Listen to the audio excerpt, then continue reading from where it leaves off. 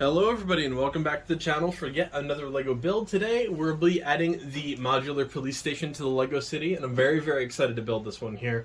I was kind of measuring out my table to see how much room I have left for modular buildings, and I'm being very picky and choosy about the 6 to 8, depending on how I maneuver things, that I want to put in. The Grand Emporium, the Daily Bugle, probably the Avengers Tower when it comes out in a couple months. Those are all the big three or four that I definitely wanted. The police station right up there with them. I definitely wanted to add this. It's very unique, and this is becoming increasingly harder to find across Amazon, across Lego.com, pretty much anywhere that sells Legos like this, any of the 18 plus sets. It is becoming very hard to find a police station. I'm not sure if it's going out anytime soon. I don't know if they've announced that this is retiring shortly or not, but this is definitely one that if you want to get it, I would suggest grabbing it now before the holiday seasons, because this was actually back ordered from VIP week, so it got here relatively quickly, but every time I've added this to the cart between there or Amazon, it always tells me back ordered or not available, or just from a third party seller, which I usually just like buying from Lego anyways, but I did not want to miss out on this, guys. So thankfully they did restock it for VIP week. I believe it's back to being back ordered now as of shooting this, but I'm not 100% sure if it's off and on or not. But yeah, so just stay tuned. If this is a modular building that you're looking at getting, definitely grab it before the holidays start, because they're coming soon, ladies and gentlemen. I almost hate to say it, but it is definitely coming soon.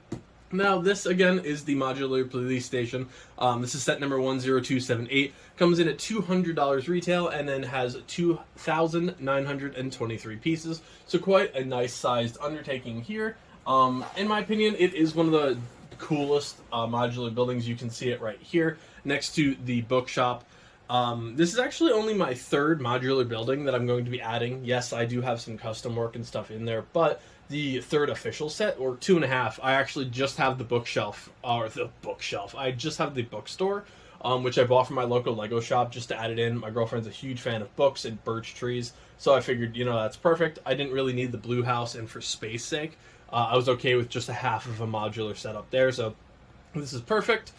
Just like on all of the adult sets, it does give you the dimensions. This guy is going to be a standard base plate, so it's going to be 10 inches by 10 inches on the bottom, and then this is approximately 14.5 inches high, so going to do look pretty well. I believe this is going to go next to the town hall I built in a previous video, which that was a really fun one. I still have to customize that. I'm just looking around at different ideas what I want to do. Or this is going to go next to Grimmauld Place from Harry Potter, because that's a really nice modular building as well in terms of the size, and the actual tile work does seem at least a little bit similar to that. But other than the police station, you do have a small shop right next to it as well, and a small newsstand, and of course it does have a small donut shop attached to it as well. But yeah, I'm very excited. I've been wanting to do a lot more work in the modular section of the city. It's just, every modular building is $200 to $400 the way you're gonna slice it. This is on the cheaper end of them, which is nice. But yeah, so that's basically going to wrap up why I'm building this set here. It's definitely awesome. Go out and grab it if you're looking for a cool modular set. But without further ado, let's get started in the build, everybody.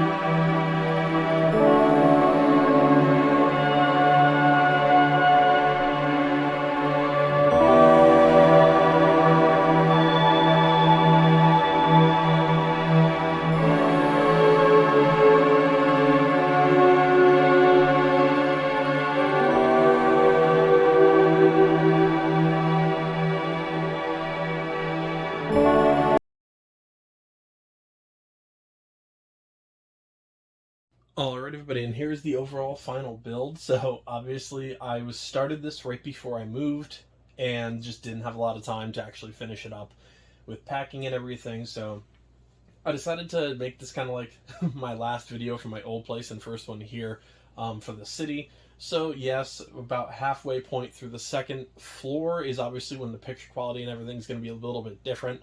I'm definitely still trying to figure out the room a little bit. I think the windowsill behind me, right back here, is going to be just like a boat dock, the ocean, something like that. So for now, I have boxes there just to block some of the light because I've not gotten my blackout curtains ordered just yet. Still trying to measure everything out in here, see overall what I want to do, but obviously I would like more light from here rather than just blinding sun directly into the camera. So sorry that, again, everything is just a little bit dizzy right now. But overall, I mean, the build itself was awesome. Easily one of my favorite builds I've done.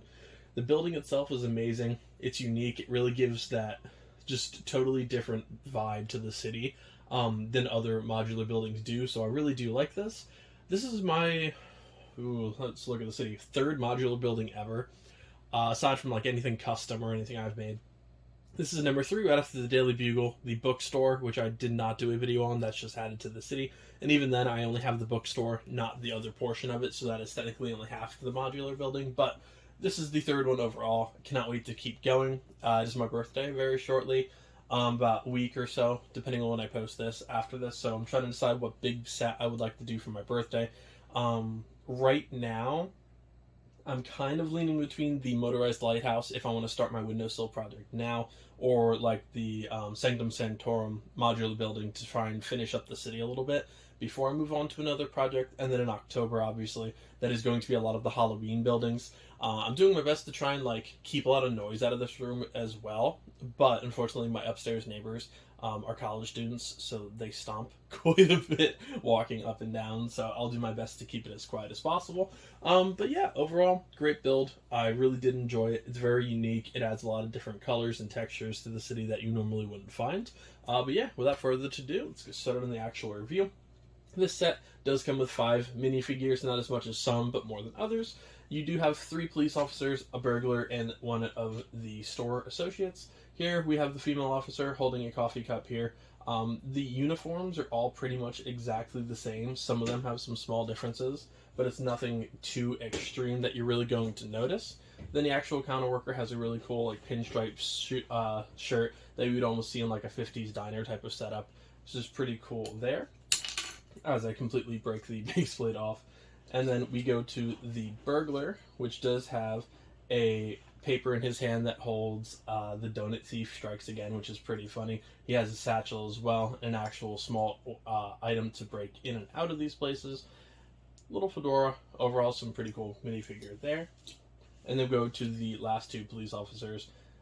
Again, pretty much similar all to each other. You have a couple extra features here and there. He comes with a walkie-talkie. And then the very last one, the chief, a little bit extra garm here. But definitely different than you're going to see in your average like Lego City setup. This is more of a much vintage feel rather than the other ones, which are very modern in their design, usually a lot lighter costumes and stuff like that. The actual building itself from the outside is pretty cool. Really nice color contrast. You of course have a bench here, same line for all the modular buildings, some stairs. And then do a couple of these 1x1s or 2x2s with the 1 peg hole so you can actually have figures going up and down. And then of course the standard for all modular buildings for Lego, which is going to be that yellow lamppost. We have a couple of shrubberies outside of here, and then the bench right in front of this donut shop. You have some more flower work on both sides, which is definitely nice. All right, up here you do have a little bluebird eating a donut, which is a cute addition. And then right across here you have an air conditioner as well, which is pretty cool to see a window air conditioner. Typically with a lot of Lego sets, with the Daily Bugle and stuff, they're pushed to the back, but here it's more of a traditional home or an apartment where you can actually see it like blowing towards the actual center, not from the back. So that's pretty cool. Nice windows. You of course do have little awnings here. You can raise up and down depending on if you wanted them there or not. I like them, of course, because it does add that nice dark blue or navy blue for the police. That matches the sign, of course. These lights on the box, and the instructions say to go like this. For a while throughout the video, as I break it in half, I actually have them facing down, which I'm not totally against. I actually think that looks kind of nice. I'll leave them up, but that is one thing that I do think could go either way if you're not particularly fond of these facing up, or you have some other buildings that you would like to match it, or you want to switch yours up, those definitely can go back down. Then we do have a small newsstand over here. They can give the Daily Bugle some some competition there as well. And then of course we have the smaller building off to the side, which is that really nice sandstone green color you would get in Hogwarts. And then of course over here you have the donut shop, which is obviously one of the most colorful buildings. It looks very cool. I actually added a donut to the door to make it look like a Dunkin' Donuts handle. It's just a little addition I made as I went through. Some really nice architecture work up top here. The egg as the top point is pretty cool. And then one thing I did forget to point out on this side is the sign and the lights for the Soap Suds Clean It All washer laundromat. I think that's a really cool addition. When you go to the back, not too much going on here. You can see through some of the windows. You can see the bars over here as well. Some ladders, little fire escape essentially, and then a back door, which of course does open towards you, and a light that technically does match the front, but again, you can definitely rig that to face upward if you really, really wanted to. Then you have a small crack down here in the building as well, which is a pretty cool addition for any break-ins. And then of course the water tower up top as well. So that overall is going to be for the outside of the video. Now let's break apart each floor and check out what's inside, everybody. Alright, and then here's the first floor of the actual building itself. I'm trying to do this strategy similar to how I did the Daily Bugle, where I just kind of go floor by floor after the outside. That way it gives a nice detailed review of everything that I can think of that's inside. So, and we'll say, something from the outside I didn't point out that I really like. These small window panels to the outside with those translucent like 2x1s or 1x2s I should say. I think those are beautiful. Those are very, very nice, just different presentation. This feels very similar to the museum break-in from the Lego City lineup from like 2012 or something like that, which I do have in the city actually, and I would like to make modular one day, but this kind of coloration in here definitely feels very similar to the museum. So, looking in from the top, we do have obviously the donut shop down here. We have some donuts on the counter. We have a really nice mosaic tile with that white and purple there, which is really nice. We have that nice little sandstone cash register, and then the kitchen floor in the back with some drains. Then of course you have two lights with all of the donuts, and then next to it is a coffee maker all the way in the back. Up here we have a very nice staircase. Definitely a pretty cool feature among all of the modular buildings that they always have working staircases inside, which is always a nice detail. Some gray, blue, and light blue mosaic tiles in the actual lobby itself. We have a water cooler over here with some little styrofoam cups on the side, which is cute little detail. Then of course the receptionist desk right in the front. We have an old-timey rotary phone, of course, vintage setup here, and then a couple of envelopes or post-it notes, whatever you want to call those. And then, of course, you do have a small railing in the back as well, and then a couple of little stairs that lead to the basement. On this side, you do have the actual prison cell itself and a little toilet inside with a small cot for the prisoner to sleep on. Then, we move to the second floor. I'm going to try and keep it on here, show it off that way instead of just sitting it down. Probably won't work for the bigger setups, but it'll work for this for now. Up here we do have a little apartment building with a bed. We have a small rug here. We have a little TV set and a record player on top, which is pretty cool. Over here we do have the hand sink as well. And then of course out the back you do have a door. Then in here we have the actual detectives' offices, I should say. We have the railing, of course, which is continued from the bottom. Off this side here we do have an actual mugshot room, which is a pretty cool little detail for a Lego set. Then, of course, in here we have two matching lamps, a rotary phone setup, coffee mugs, and you do have assorted donuts pretty much everywhere. Which, of course, you do, because Lego is silly like that, and they like doing little details, of course. Then we move to the third and essentially final setup until we hit the roof. We have an interrogation room in here, which is a really cool little detail. You actually have, like, the working film... Oh, is it film? Oh, I should know these things.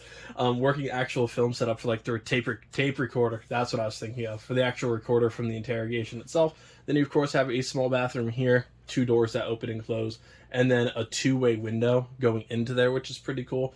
Obviously, it's just normal from our perspective, but for imagination's sake, it is a 2-way window, which is pretty cool. Then up here, you all have a little bit of wall decoration, and then to the side, you also have this white door, which is a little bit finicky to actually open. In fact, I can't actually get it. Yeah, it was a little tough to actually get that to stand up. There we go. Which leads into that little stairway there. A little bit tough to get that one open from this angle just because of the kind of door it is. You kind of have to like lock it in place otherwise, which I'm not going to open it aside from this review, but it is just a little quality of life thing. Then on this side, we do have a ladder, a couple of roof vents, the molding on the top. Some really nice vine work that goes up and down here. Gives the city garden vibes from Ninjago. And then, of course, the actual water tower itself. And then the very last piece, yeah, good. Just want to watch the Super Mario movie, apparently, is the roof. Nothing too much to write home about here. We have a couple radio towers. We have an exhaust vent here. Some really interesting tile work for this setup, actually. Very unique. Uses some pieces I've never seen before, so I actually really do like a lot of these small tile details like this throughout the set. Very unique, a very different approach than most sets are going to have, so very, very nice overall. Now, when I started this video review quite a bit ago, in the old home, I was saying that I'm not sure if this is retiring just yet. It is. It is going to be retiring this year. Go out, grab it while you can. Stock. You can probably get this either between Amazon or the Lego store. Lego store also just revamped their VIP things, so make sure you're all set up with that. Have those instruction books handy so you can start getting that 10 or 15 cents or whatever it is credited towards your account. This is definitely on my must-grab list for 2023, especially if you have a city or you like modular buildings. If you're debating still buying this, definitely do so. It's a great build. It's unique, it's awesome, and it's a cornerstone of your city. It's a big, beefy building as well, which of course modular buildings are all decent in size, but this one just feels very commanding on a street. Cannot wait to put it into the Lego City. I'm not sure what's going next to yet. I don't know. I'm probably going to work this next to like Grimald Place or something, or it's actually going to be facing this direction just to give a better backdrop than bags and beat up city stuff. That haven't modularized yet, which, sure, it's a word. It's going to be now. But thank you guys so much for tuning into another review. The city's in full effect. Definitely working on things every second I can. And the reviews are going to be coming a lot more consistent, just like they were in the past. But now that I actually have a recording studio and I can actually work with my backdrop and everything's getting there, reviews are going to get better, everybody. So thank you so much for sticking with me through all this. I'll see you in the next time. Happy building, everybody.